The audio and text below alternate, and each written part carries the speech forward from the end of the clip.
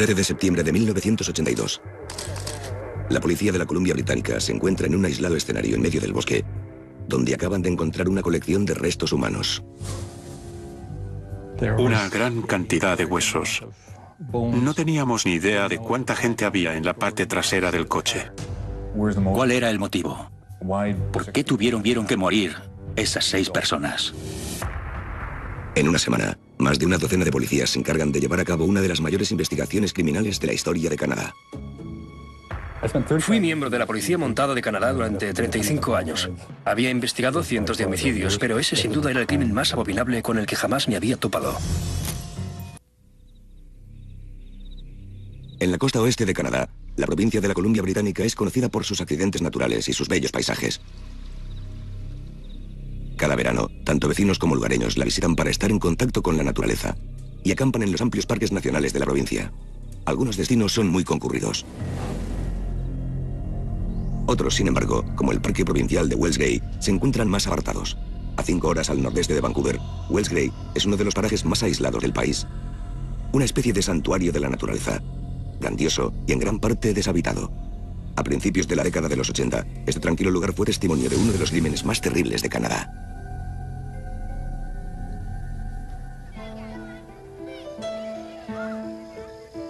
...2 de agosto de 1982.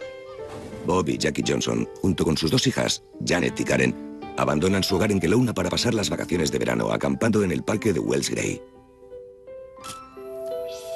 Era una familia de lo más unida.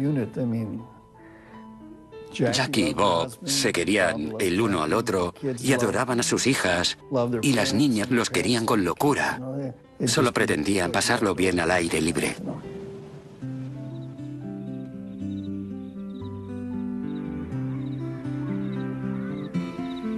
Al poco de llegar, a la familia Johnson se le suman los padres de Jackie, George y Edith Bentley, que han estado viajando por la provincia en su nueva autocaravana. Mi abuela y mi abuelo eran los típicos abuelos. Era la primera vez que iban al parque de Wells Gray. Les habían contado que era un lugar precioso y querían acampar allí. Bob Johnson, su mujer y sus 2 hijas pasaban mucho tiempo con los abuelos. Habían planeado esas vacaciones de verano para verles en el parque de Wells Gray, recolectar bayas y pasar buenos momentos en familia.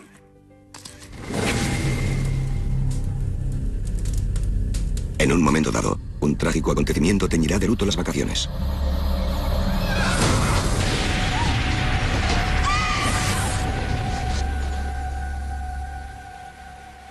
...16 de agosto. 2 semanas después. En Kelowna, Bob Johnson no se presenta al trabajo a la hora prevista. Y la preocupación empieza a extenderse entre sus colegas y familiares. Podría haber sido culpa del coche. Ya sabe, un contratiempo o algo así. Pero pasaba las horas y seguía sin aparecer ni contactar con nadie. Algo totalmente inusual en él. Unas cuantas llamadas telefónicas revelan que el grupo entero aún no ha vuelto de las vacaciones. Pensé que quizás habían tenido un accidente y que no habían podido encontrar ayuda, o que tal vez estaban atrapados en la zona allá arriba, porque es muy espesa. Y el segundo día seguíamos sin tener noticias. El tío Bob ya debería haber encontrado algún tipo de ayuda si se encontraban en apuros. 23 de agosto. Se presenta una denuncia por desaparición. En los días siguientes, la Policía Montada del Canadá, acompañada de amigos y familiares preocupados por el grupo Johnson-Bentley, se desplaza hasta la escarpada zona donde los 6 miembros fueron vistos por última vez. Piden ayuda a los vecinos del pueblo cercano de Clearwater y empiezan una búsqueda masiva en el parque de Wells Gray. Tratábamos de descubrir su paradero e intentábamos conseguir ayuda por todos los medios. Por algún motivo desconocido parecía que se les hubiera tragado la tierra. ¿Cómo era posible que los abuelos, la madre, el padre y las 2 niñas de 11 y 12 o 13 años, o la edad que fuera, desaparecieran así sin más, sin dejar rastro? A medida que los días pasan, las esperanzas de encontrar a la familia van desapareciendo. Por aquel entonces, ya sospechábamos que ni iban a volver ni los íbamos a encontrar. 12 de septiembre. Tras 3 semanas de búsqueda, la Policía Montada del Canadá recibe un comunicado de un vehículo abandonado en el corazón del bosque. Siguiendo el rastro, los policías descubren los restos de un Plymouth Caravelle de 1979, totalmente calcinado. La matrícula confirma que se trata del turismo de la familia Johnson. Al observarlo más de cerca, los policías se horrorizan al ver lo que hay dentro. Y de inmediato piden refuerzos. Entre los nuevos efectivos que aparecen en el lugar de los hechos, se encuentra el forense Harvard Boswell. Mi deber era básicamente hacer fotos y documentar todas las pruebas que se encontrasen. Empecé a hacerlo al principio, antes de que nadie examinara el caso. Es lo primero que hay que hacer. Así que nos adentramos en el lugar en cuestión. Observamos el vehículo, totalmente calcinado. Estaba prácticamente destruido, excepto el armazón.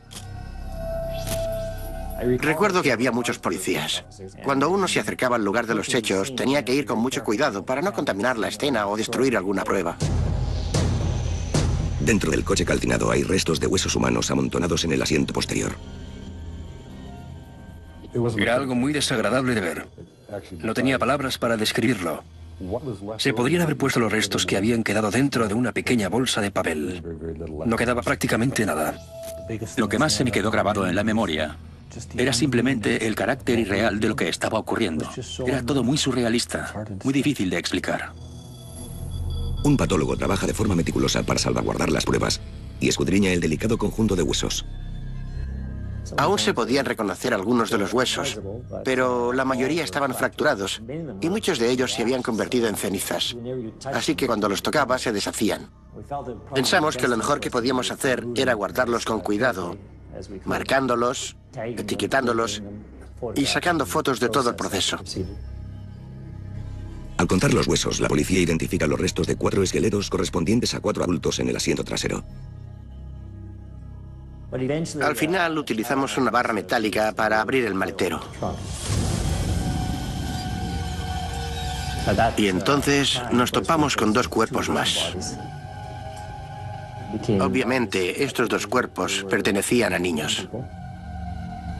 Si bien los historiales dentales proporcionarán la confirmación final, la policía está casi segura de que han encontrado los restos de los 6 miembros del grupo desaparecido: George y Edith Bentley, Bob y Jackie Johnson, y en el maletero del coche, las 2 hijas de Jackie, Janet y Karen.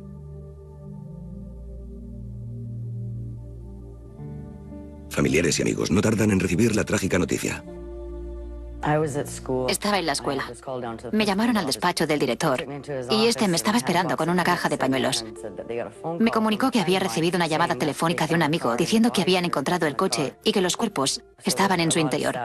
Me embargó una profunda tristeza y me eché a llorar. Aquello que más temía huir era que estuviesen muertos. Fue un golpe muy duro. No daba crédito. Nadie podría haber imaginado jamás que algo así pudiera ocurrir. No es posible siquiera concebir la magnitud de la pérdida. Mientras la noticia empieza a tener eco en el ámbito nacional, la policía continúa peinando cada centímetro de la zona. A cada hora que pasa, van encontrando más pruebas. Cerca de la carretera, un árbol recién cortado llama la atención del oficial Boswell. Estábamos observando el tronco de un árbol que había sido talado, como si alguien hubiese intentado abrir un camino hasta el lugar donde terminó el coche. Encontramos la cabeza de un hacha en el vehículo. Quien quiera que condujese hasta aquí, estaba intentando llevarlo hasta los arbustos, lejos de las otras pruebas. Intentaba mantenerlo oculto a cualquier precio.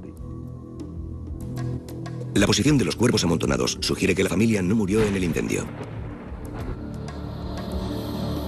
Daba la impresión de que hubiesen embutido los cuerpos en el asiento trasero a propósito. Seguramente los mataron antes de meterlos en el vehículo.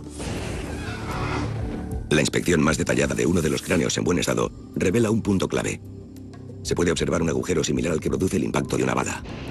El cráneo estaba abierto y ahí estaba la bala, que pasó a disposición del equipo de balística. Confirmaron que, efectivamente, era una bala del calibre 22. En este punto, la policía ya es consciente de que se enfrenta a uno de los asesinos en serie más despiadados de Canadá. Curiosamente, por el momento sigue sin aparecer un elemento clave para este rompecabezas: la autocaravana Ford de 1981 que conducían George y Edith Bentley. Aunque los investigadores temen que se le haya perdido la pista, saben que localizar el vehículo podría llevarlos directamente al asesino. El paradero del grupo había permanecido desconocido durante más de un mes. De modo que el criminal o los criminales hacía tiempo que podían haber puesto pies en polvorosa. En cada crimen, especialmente en los casos de homicidio, la información que los dos o tres primeros días es crucial, porque de ahí se obtiene la gran mayoría de pruebas que te llevarán a dar con el malo.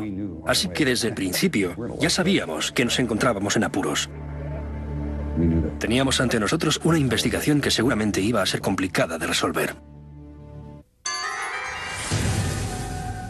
En septiembre de 1982, un asesino en serie se cobra la vida de 6 miembros de 3 generaciones de una misma familia en las tierras vírgenes de la Columbia Británica. El funeral por la familia Johnson despierta la compasión en los vecinos de la zona, estupefactos por lo ocurrido. Por aquel entonces estábamos todos muy tocados emocionalmente. Habíamos pasado por un calvario. Sentíamos a la vez rabia y tristeza. Y sí, fue terrible, terrible. De vuelta al parque de Wells Gray, es el momento de llevar el vehículo en el que se encontraron los cuerpos al laboratorio policial para un último análisis. Douglas McCormack, fotógrafo independiente en aquella época, es el encargado de cubrir la última hora para los medios de comunicación. Era el primer caso de asesinato que cubría, y era una masacre. Te alejabas del pequeño pueblo de Clearwater, y luego ibas y ahí estabas, solo en medio del bosque. No había absolutamente nada, era de lo más inquietante. La primera reacción de los vecinos del lugar fue de horror e incredulidad. Es horrible, ¿sabe? Vivo muy cerca del lugar donde ocurrió. Era una situación de lo más impactante, sobre todo en un pueblo pequeño como este. Nunca había pasado nada semejante en un lugar así. Mientras la gente del vecindario lidia con el miedo, los investigadores del Departamento de Delitos Graves de Vancouver llegan para aumentar los rangos regionales de la Policía Montada del Canadá. La autocaravana Ford de 1981, que al principio conducían 2 de las víctimas y que ahora se encuentra en paradero desconocido, se convierte en una prioridad para la investigación. Siempre tuvimos la sensación de que si encontrábamos la autocaravana dentro de un periodo de, digamos, 30 días, encontraríamos al responsable. De modo que encontrar ese vehículo se convirtió en nuestra máxima prioridad en el caso. Los investigadores dividen el parque de Wells Gray en distintos cuadrantes de búsqueda. Los voluntarios peinan la zona, mientras los helicópteros sobrevuelan los bosques. Al mismo tiempo, los investigadores se dedican a ir puerta por puerta en busca de cualquier información relevante sobre los últimos días de vida del grupo Bentley y Johnson. Llamamos literalmente a la puerta de todas las casas de Clearwater y de las zonas circundantes, y hablamos con todo el mundo. En la primera semana de investigación suceden ciertos hechos determinantes. Un trabajador del parque recuerda haber visto una autocaravana parecida a la de los Bentley aparcada en un lugar remoto en el camping de Bear Creek. Ese mismo día, los investigadores se dirigen al lugar. El camping de Bear Creek era una zona al aire libre, rodeada de arbustos. La gente solía ir allí para acampar en el bosque.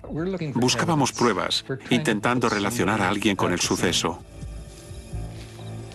Cerca de la hoguera improvisada, los policías descubren una pequeña cazuela idéntica a la que aparecía en fotografías de la familia Johnson. Encontramos cerveza cerca del riachuelo. Alguien la había dejado allí para que se mantuviese fría. Era el mismo tipo de cerveza y la misma marca que bebía Bob Johnson. Había muchas cosas en el camping que hacía pensar que los Johnson y los Bentley habían estado allí. A continuación, los policías encuentran 22 casquillos. Un poco más lejos, encuentran 5 más.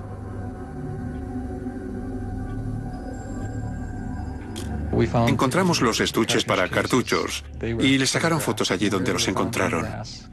Estaba seguro de que los casquillos que habíamos encontrado pertenecían a las balas o a los cartuchos que mataron a esa gente.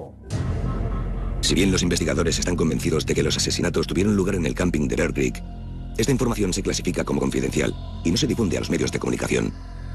Al mismo tiempo, la policía recibe la información de un posible avistamiento del vehículo desaparecido de los Bentley.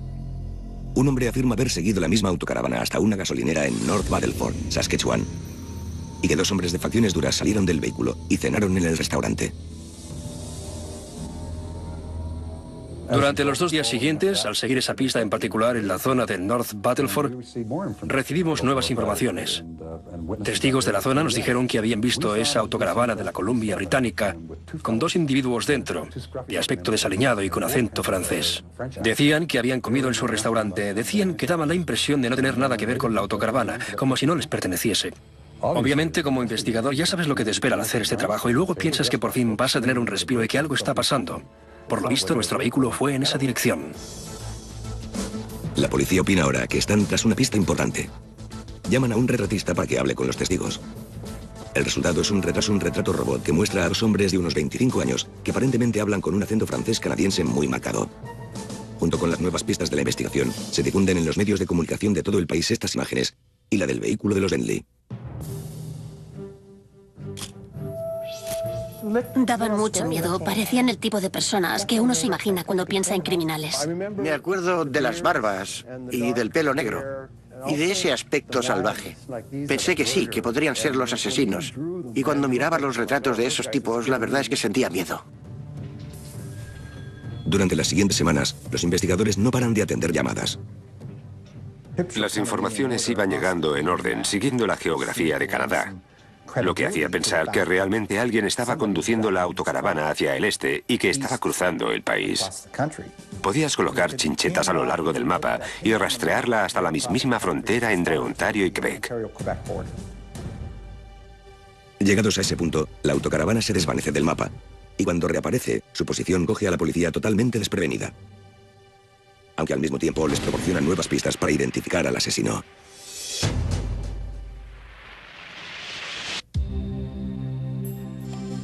A principios de 1983, y gracias a las pistas proporcionadas por varias fuentes, la policía está siguiendo hacia el este del país el rastro de un vehículo relacionado con una de las peores masacres de Canadá. Algunos testimonios aseguran haber visto a 2 hombres de facciones severas conduciendo la autocaravana desaparecida. La gran cantidad de testigos ha convencido a los investigadores de que van por el buen camino. Llegamos a tener alrededor de unas 1.200 llamadas de gente que creía haber visto el vehículo. Seguimos trabajando sobre la misma pista porque eso era lo único en lo que podíamos basarnos.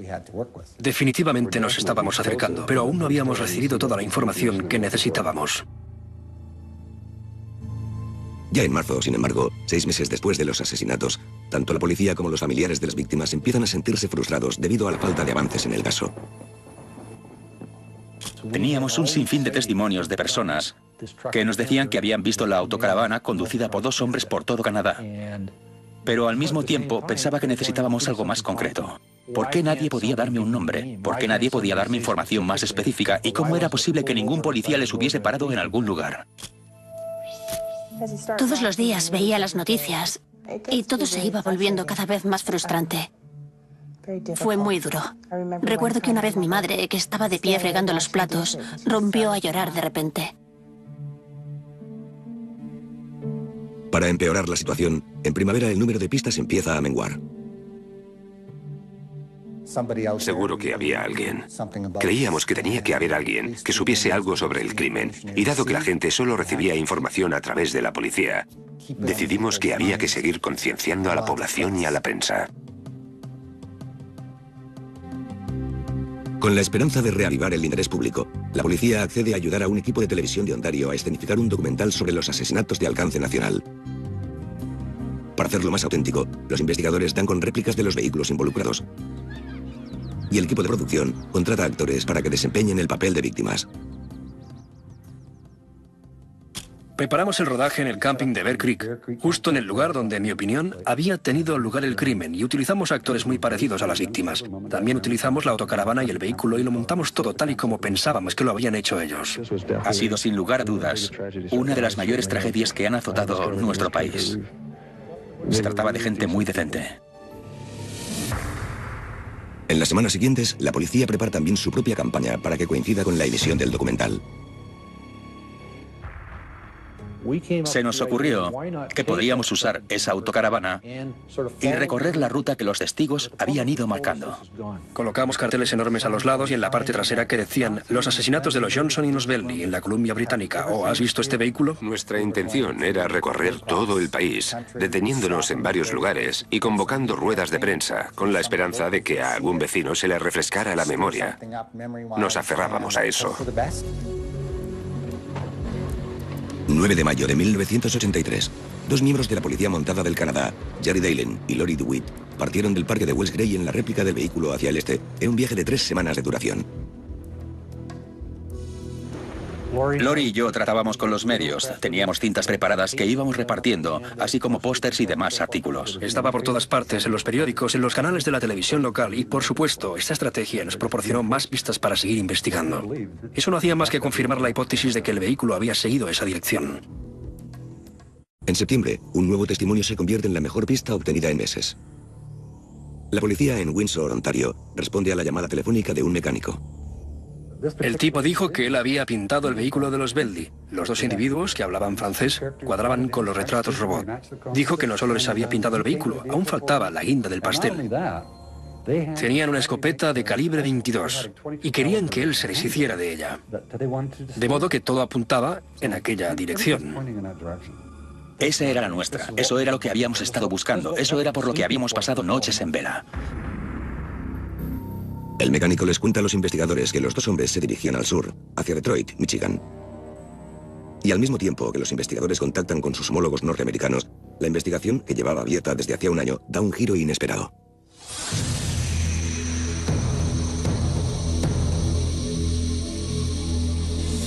De nuevo en la costa oeste, en el parque de West Gray, tan solo a una docena de kilómetros del lugar donde se sospecha que tuvo lugar el crimen, dos trabajadores forestales que se encuentran en un lugar remoto del bosque se topan con el armazón carbonizado de una autocaravana. Y mira tú por dónde. Allí estaba la autocaravana del señor Beldy. No quedaba nada de ella, solo el armazón.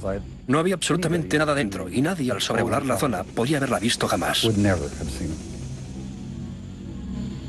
A medida que conocen la información, los investigadores no dan crédito al hecho de que tantas pistas que señalaban al este hayan sido erróneas. ¿Cómo se explica eso? La gente solo trataba de echarnos una mano. Obviamente, todos ellos vieron un vehículo similar y quizás parte de los dígitos de la matrícula coincidían. Nunca lo sabremos. Fue como pensar: madre mía, hemos desperdiciado un año entero. Por Dios, qué vergüenza. Justo delante de nuestras narices. Pero así es como fueron las cosas. Y llegó un nuevo día, con nuevas energías y nuevas ilusiones. Como investigadores, nos fuimos para allá pitando. Al día siguiente, detectives y especialistas forenses se encuentran en la remota escena, sacando fotografías y buscando nuevas pruebas. Sacamos fotos de la autocaravana. Las partes laterales estaban deformadas de las altas temperaturas a las que estuvieron sometidas. Normalmente, un vehículo no arde hasta tal extremo a menos que haya algún acelerante.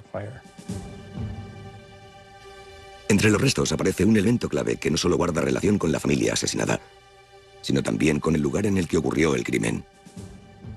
En la parte lateral del vehículo había un agujero que pertenecía a una bala del calibre 22 en la puerta del conductor y lo fotografiamos. Mientras la policía se encarga de peinar la zona, una cosa queda clara. La persona que abandonó la autocaravana en aquel lugar está familiarizada con el parque de Wells Gray. Cualquiera que llevase allí el vehículo parecía tener la intención de tirarlo por el cañón. Y de haberlo hecho, jamás habríamos encontrado la autocaravana. Tenía que ser alguien que conociese la zona.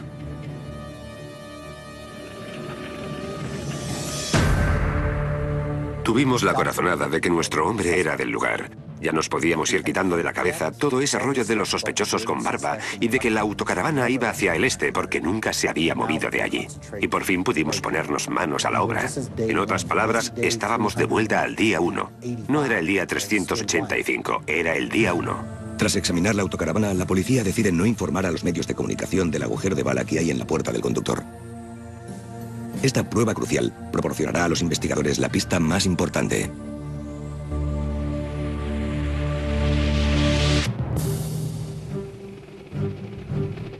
Octubre de 1983.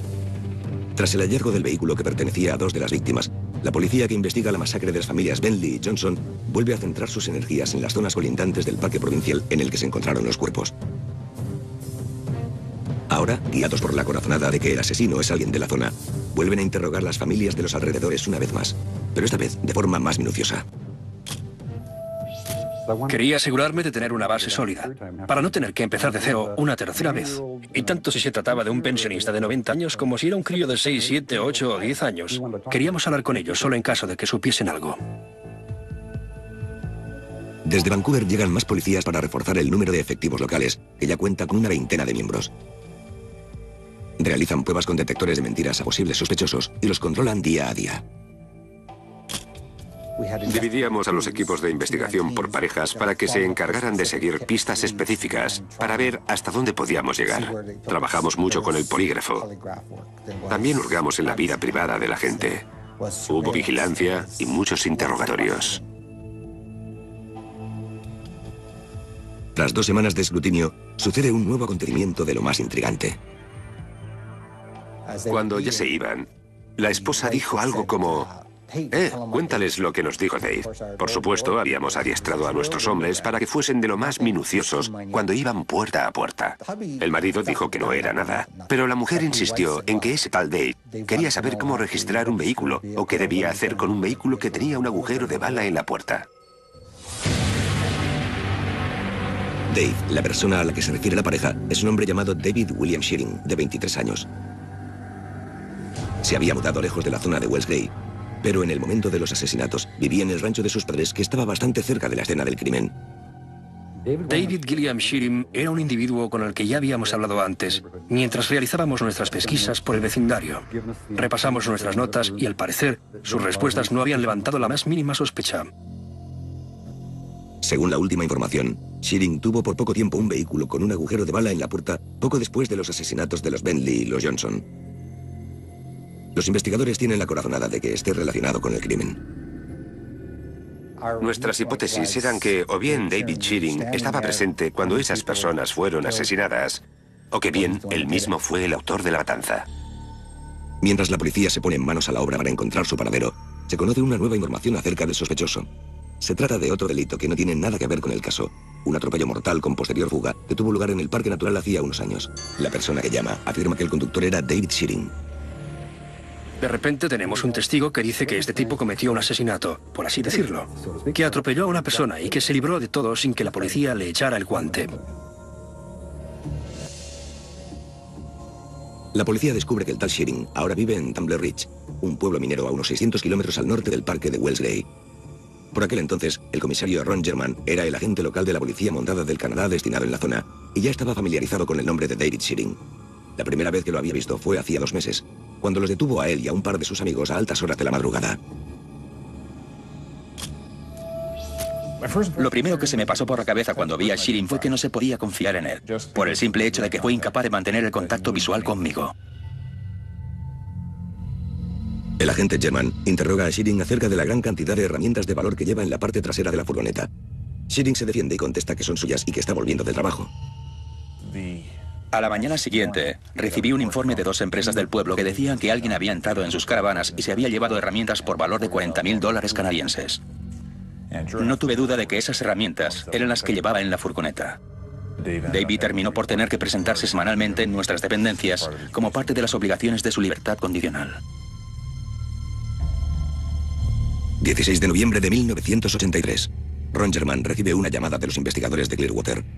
Le informan de que el insignificante ladrón al que tiene el ojo echado ahora es un sospechoso de uno de los peores casos de asesinato de Canadá. No querían que arrestase a Shearing por los asesinatos. Desde el momento en el que detienes a alguien empieza la cuenta atrás y el elemento sorpresa desaparece por completo. Algunos agentes del norte de la Columbia Británica mantienen a Shearing bajo vigilancia constante, mientras los investigadores de los asesinatos de los Bentley y los Johnson se dirigen hacia el norte, a Dawson Creek, el pueblo más cercano, que dispone de unas estancias para interrogar adecuadas. Sin ninguna prueba determinante contra Shearing, solo queda mantener la esperanza de pillarle desprevenido y hacerle confesar. A la mañana siguiente, con cada ficha en el tablero, el comisario German se dirige a Shearing cuando baja del autobús tras un pequeño viaje que ha hecho fuera del pueblo con un amigo. Le dije que había un par de personas en Dawson Creek que querían hablar con él. Me preguntó si iba a detenerle y le dije que no. Así que me contestó que de acuerdo, que iría conmigo. Y bueno, el ambiente era de lo más distendido y nada amenazante. Si hubiese detenido a Dave por asesinato, se habría convertido en un trayecto de 2 horas en el que Dave se habría preguntado qué podía decir y qué no. Y cualquier esperanza que tuviésemos para obtener una confesión sincera se habría evaporado.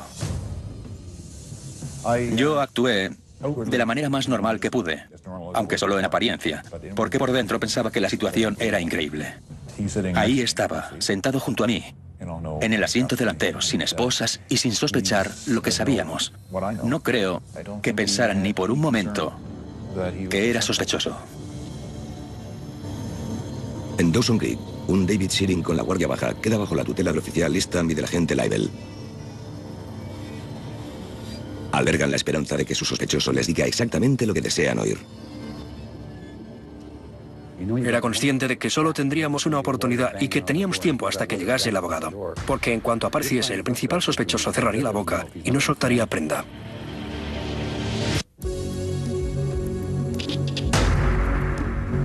...19 de noviembre, 1983. Dawson Creek, Columbia Británica. David Shearing es conducido a una sala de interrogatorios. Si bien ninguna prueba sólida lo relaciona con la masacre de las familias Bentley y Johnson, los investigadores pretenden sacarle una confesión completa. Entró y se sentó. Me di cuenta de que su lenguaje corporal hablaba por él. Estaba sudando. Su mirada no paraba de esquivarnos. Sabía que algo no iba bien y obviamente tenía mucho que esconder. Con la esperanza de pillarle desprevenido, el oficial Eastham empezó a narrar la implicación de Shearing en el otro crimen, el atropello con huida que había quedado sin resolver. Se le veía claramente en la mirada. Estaba pensando, ¿solo era eso? Ya te puedes imaginar lo que se siente al ser sospechoso o estar acusado. Y luego resultaba que esos 2 polis solo estaban allí para hablar de un accidente de tráfico, obviando el caso de asesinato. Era un delito que resultaría muy fácil de confesar en comparación con el otro. Y así fue, David confesó. Parecía que se sintiese muy aliviado de poder contármelo. Seguramente pensó, bueno, les explicaré lo que sucedió y luego dejarán que vuelva a casa. Con el sospechoso ya relajado, la policía cambia de táctica y se enfrentan a él con la investigación principal bajo la manga. Mike le recordó a David que estábamos allí para hablar de muchas cosas, y una de ellas era sobre los asesinatos de las familias Johnson y Bentley, de los que estaba seguro que habría oído hablar. Dijo que por supuesto estaba al tanto. Mike le preguntaba cosas que todo el mundo sabía, como dónde encontraron el coche. También le preguntamos si sabía que se había encontrado la autocaravana, y él iba diciendo que sí a todo. A los 3/4 de hora desde que empezamos el interrogatorio le pregunté, ¿sabes dónde fueron asesinados los Johnson y los Bentley? Respondió algo como, en ese camping antiguo de Bear Creek, ¿no? Me quedé anonadado cuando pronunció el nombre del lugar porque nadie lo sabía. Era una información que no habíamos hecho pública. Y efectivamente, era el verdadero lugar donde se cometió el crimen. Aunque intenta hacerse el inocente, Shearing acaba de dar un paso en falso que le resultará fatal. Pensé, bien, lo tenemos, aunque todavía no del todo. Pero nos estábamos acercando. Era la primera vez que estábamos tan cerca de conseguirlo. Cuanto más nervioso se pone el sospechoso, más confiado se siente en Eastham y Lybel, que pasan a adoptar un tono acusatorio. Seguí presionándole para sacarle las respuestas y empezó a fumar cigarrillos sin parar, uno tras otro. Le iba diciendo que lo sabíamos, que sabíamos lo que había hecho y que él mismo nos lo acabaría contando.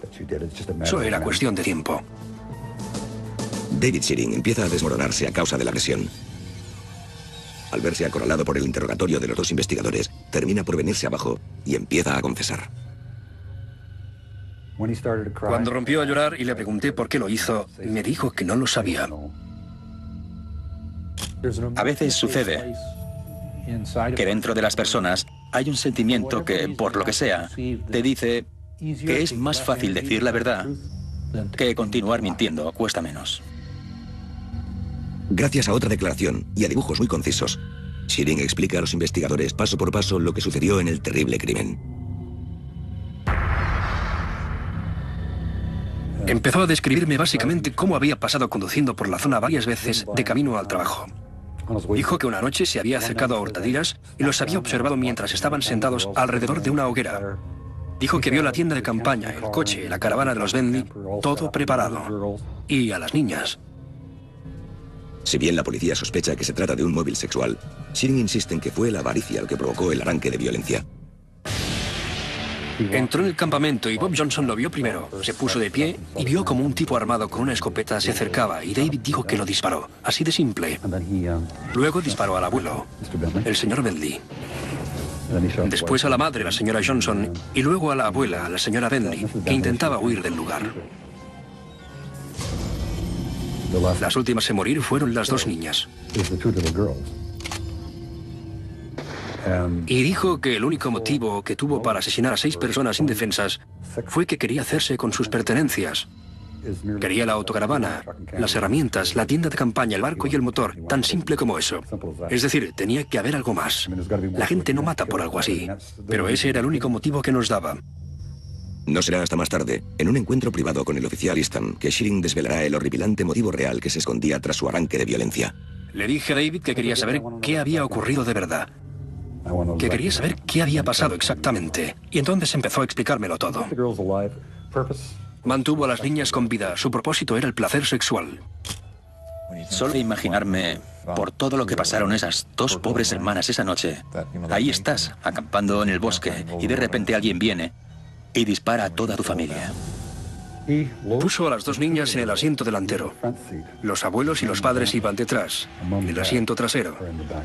De modo que puede imaginarse la espeluznante escena que esas 2 niñas tuvieron que presenciar.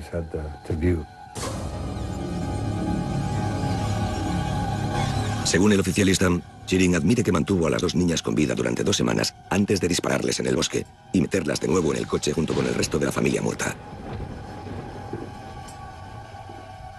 Luego lo quemó todo usando gasolina como acelerante del incendio. Eran unas niñas muy inocentes e ingenuas. Así que no me puedo imaginar cómo tuvieron que ser esas 2 últimas semanas de vida. Fue realmente una tragedia horrible, un desastre total, algo terrible.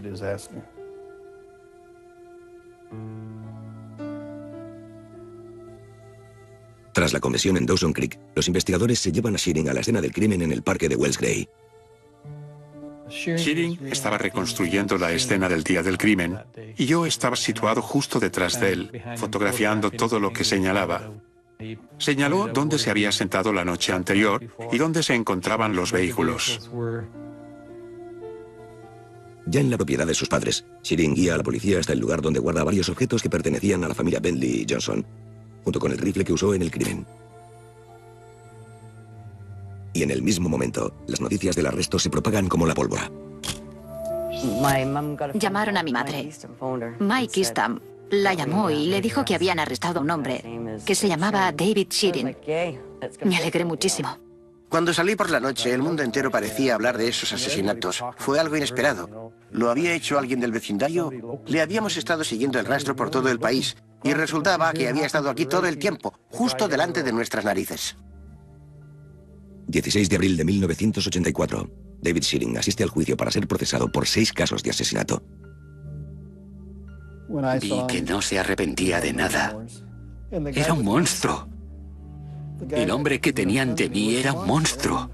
No había ninguna posible justificación para lo que había hecho. Mis padres fueron al juicio. Dijeron que estaba simplemente ahí, de pie y de espaldas a ellos, y que eso fue todo. Quizás sí que había algo en él que podía parecer extraño, pero por fuera parecía una persona relativamente normal. Pero había cometido un crimen, algo realmente aterrador. Con su propia confesión y pruebas sólidas en su contra, David Shearing se declara culpable. Fue un momento de gran satisfacción. Alguien leyendo y él declarándose culpable en cada uno de los 6 casos. Por fin se haría justicia. Tras 2 días de juicio, Shearing es sentenciado a cadena perpetua, sin posibilidad de libertad condicional durante 25 años.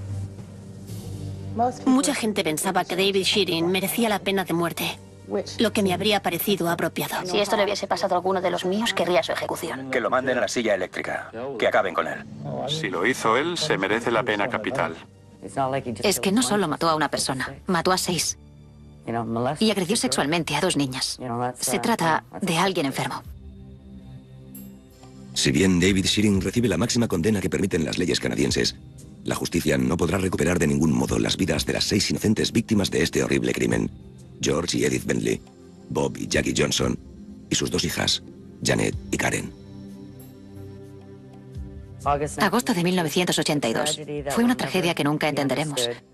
Sus seres queridos los echamos de menos. Estarán siempre unidos en la muerte y serán por siempre recordados, por siempre queridos. Al recordar este caso, nos dimos cuenta de lo que puede suceder en tu propio hogar, dentro de tu propia comunidad. Estuvimos removiendo cielo y tierra por todo el país y resultó que siempre lo habíamos tenido delante de nuestras narices.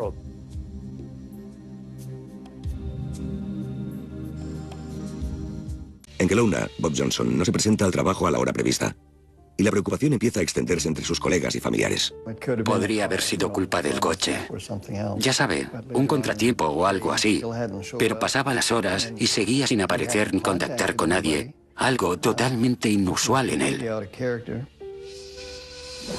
Unas cuantas llamadas telefónicas revelan que el grupo entero aún no ha vuelto de las vacaciones. Pensé que quizás habían tenido un accidente y que no habían podido encontrar ayuda, o que tal vez estaban atrapados en la zona allá arriba, porque es muy espesa. Y el segundo día seguíamos sin tener noticias. El tío Bob ya debería haber encontrado algún tipo de ayuda si se encontraban en apuros. 23 de agosto. Se presenta una denuncia por desaparición. En los días siguientes, la Policía Montada del Canadá, acompañada de amigos y familiares preocupados por el grupo Johnson Bentley, se desplaza hasta la escarpada zona donde los 6 miembros fueron vistos por última vez. Piden ayuda a los vecinos del pueblo cercano de Clearwater y empiezan una búsqueda masiva en el parque de Wells Gay. Tratábamos de descubrir su paradero e intentábamos conseguir ayuda por todos los medios. Por algún motivo desconocido parecía que se les hubiera tragado la tierra. ¿Cómo era posible que los abuelos, la madre, el padre y las dos niñas de 11 y 12 o 13 años, o la edad que fuera, desaparecieran así sin más, sin dejar rastro? A medida que los días pasan, las esperanzas de encontrar alafastos de huesos humanos amontonados en el asiento posterior. Era algo muy desagradable de ver. No tenía palabras para describirlo. Se podrían haber puesto los restos que habían quedado dentro de una pequeña bolsa de papel. No quedaba prácticamente nada. Lo que más se me quedó grabado en la memoria era simplemente el carácter irreal de lo que estaba ocurriendo. Era todo muy surrealista, muy difícil de explicar. Un patólogo trabaja de forma meticulosa para salvaguardar las pruebas y escudriña el delicado conjunto de huesos. Aún se podían reconocer algunos de los huesos, pero la mayoría estaban fracturados y muchos de ellos se habían convertido en cenizas. Así que cuando los tocaba se deshacían.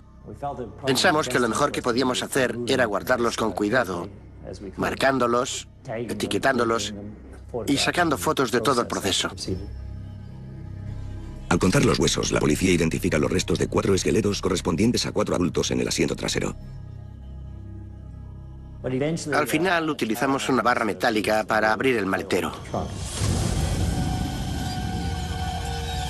Y entonces nos topamos con 2 cuerpos más. Obviamente, estos 2 cuerpos pertenecían a niños. Si bien los historiales dentales proporcionarán la confirmación final, la policía está casi segura de que han encontrado los restos de los 6 miembros del grupo desaparecido. George y Edith Bentley, Bob y Jackie Johnson, y en el maletero del coche, 13 de septiembre de 1982. La policía de la Columbia Británica se encuentra en un aislado escenario en medio del bosque, donde acaban de encontrar una colección de restos humanos. Una gran cantidad de huesos. No teníamos ni idea de cuánta gente había en la parte trasera del coche. ¿Cuál era el motivo? ¿Por qué tuvieron que morir esas 6 personas? En una semana, más de una docena de policías se encargan de llevar a cabo una de las mayores investigaciones criminales de la historia de Canadá. Fui miembro de la Policía Montada de Canadá durante 35 años. Había investigado cientos de homicidios, pero ese sin duda era el crimen más abominable con el que jamás me había topado. En la costa oeste de Canadá, la provincia de la Columbia Británica es conocida por sus accidentes naturales y sus bellos paisajes. Cada verano, tanto vecinos como lugareños la visitan para estar en contacto con la naturaleza y acampan en los amplios parques nacionales de la provincia. Algunos destinos son muy concurridos. Otros, sin embargo, como el Parque Provincial de Wells Gay, se encuentran más apartados. A 5 horas al nordeste de Vancouver, Wells Gay es uno de los parajes más aislados del país. Una especie de santuario de la naturaleza, grandioso y en gran parte deshabitado. A principios de la década de los 80, este tranquilo lugar fue testimonio de uno de los crímenes más terribles de Canadá.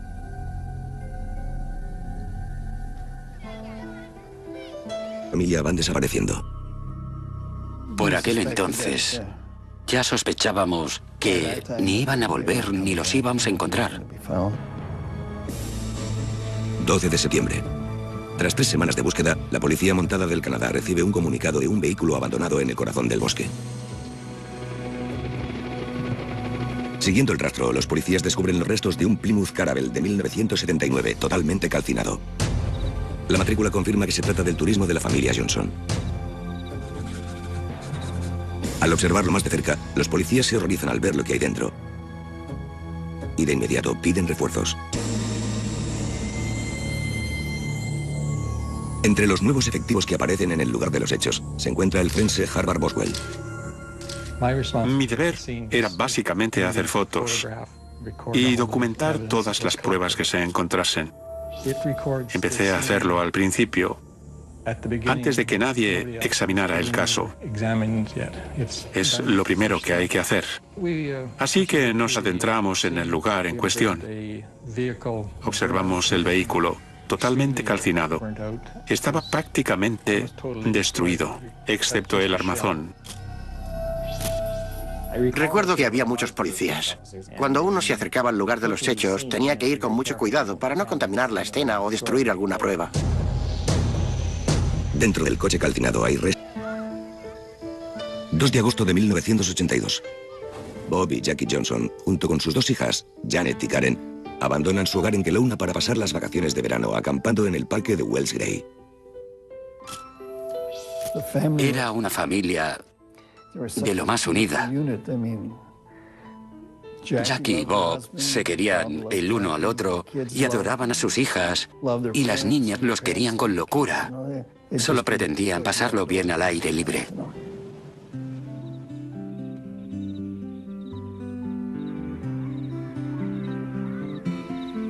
Al poco de llegar, a la familia Johnson se le suman los padres de Jackie, George y Edith Bentley, que han estado viajando por la provincia en su nueva autocaravana. Mi abuela y mi abuelo eran los típicos abuelos. Era la primera vez que iban al parque de Wells Gray. Les habían contado que era un lugar precioso y querían acampar allí. Bob Johnson, su mujer y sus 2 hijas pasaban mucho tiempo con los abuelos. Habían planeado esas vacaciones de verano para verles en el parque de Wells Gray, recolectar bayas y pasar buenos momentos en familia.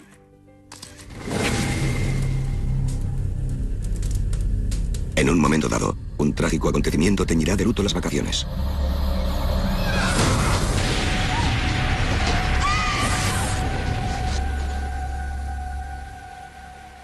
...16 de agosto. 2 semanas después.